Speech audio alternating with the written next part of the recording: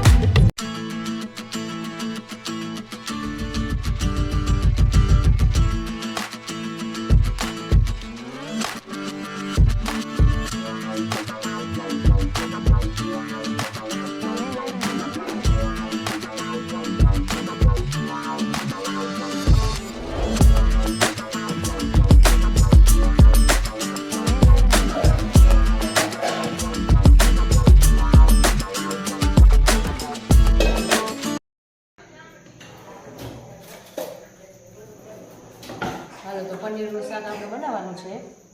સૌથી પહેલાં જીરું નાખશું એમાં, પછી હિંગ નાખશું,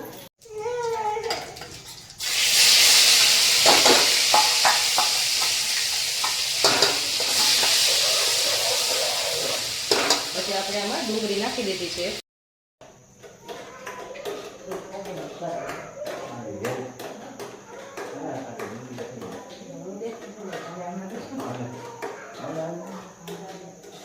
મેં શાક બનાવવાના છે.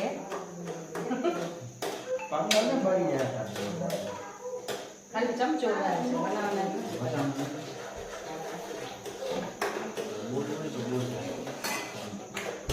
હવે આપણે ડુંગળી પાકવાઈ ગઈ છે, એ પછી બટાણામાં નાખી દઈશું.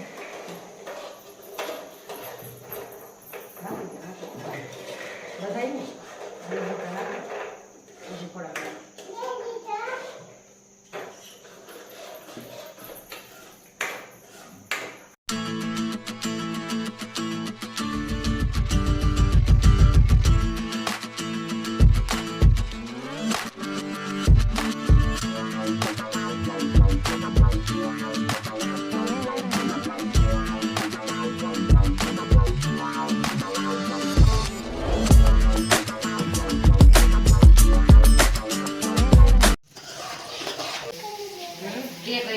કરતી તો હાલો, ટામેટા નાખી દઉં છું. મરચાં નાખી દઉં છું. હવે આમાં ટામેટા નાખી દીધા છે.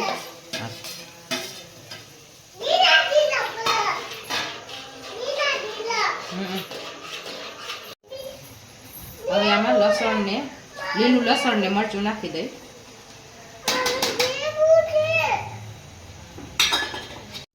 હાલો, હવે આપણે આમાં પાલક નાખી દઈ.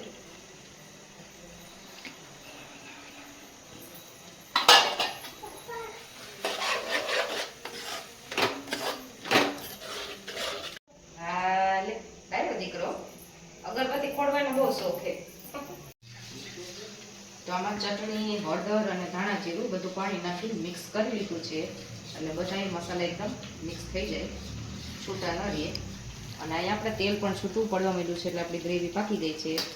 હવે આપણે નાખી દઈશું.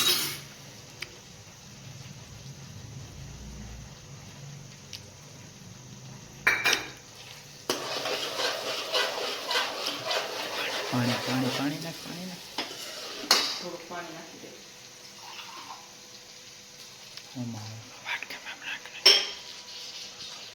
ટુકડા કરી લીધા છે, નાના નાના પીસ કરી લીધા છે, અને થોડુંક ગ્રેટેડ કરી લીધું છે, અને ખમણી લીધું છે. અમે બે પ્રકારનું નાખીએ છીએ.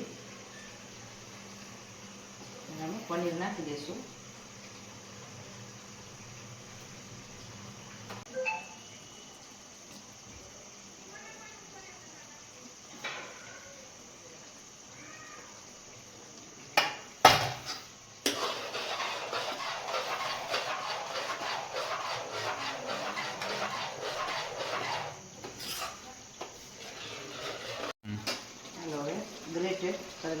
નાખી દેવું.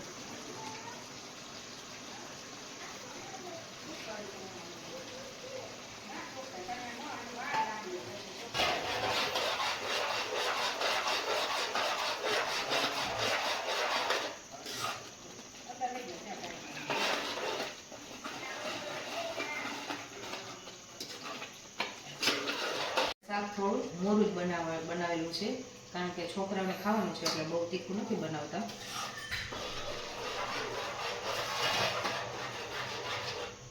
ત્યાંની બેન પણ ખાશે એટલે બહુ તીખું નથી બનાવેલું.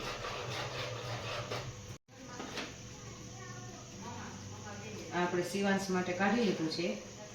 એ મારા જેઠાણીનો છોકરો છે એને દેવા જવાનું છે. અમે ગમે તે કંઈક નવીન વસ્તુ બનાવીએ એટલે એ અમને દઈ જાય ને અમે એને દેવા જાય છે. આમાં ધ્યાનીનું કાઢી લઈએ.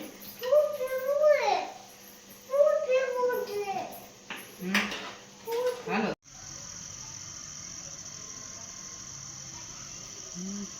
હાલો તો આપણે શિવભાઈને શાક દેવા જાય છે. પનીરનું શાક બનાવ્યું. હા શિવભાઈ ખાશે ને?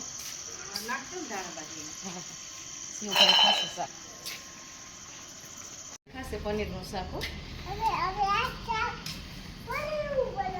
તમે પનીરનું બનાવો, અમે તો મેથીનું શાક બનાવું, અમે તો રોટલા બનાવ્યા, ખીચડી બનાવી. ખાવાનું બાકી ને શિવ નથી. હું નજરે આવી છું. એનું મોડું કાઢી લેતું પછી ચટણી નાખી થોડી.